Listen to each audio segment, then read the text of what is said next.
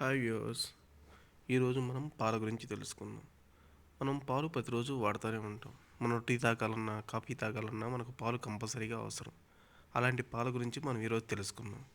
ఈ రోజుల్లో జనం అందరూ ప్యాకెట్ పాలని ఎక్కువగా వాడుతున్నారు.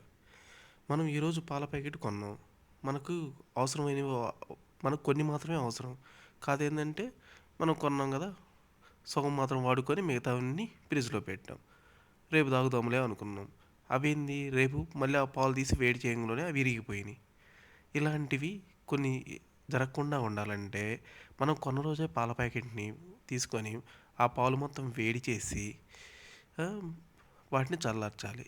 చల్లార్చిన తర్వాత మళ్ళీ మరొకసారి వేడి చేసి చల్లార్చిన తర్వాత ఫ్రిడ్జ్లో పెడితే ఆ పాలు అనేవి 4-5 రోజుల వరకు వాడుకోవచ్చు.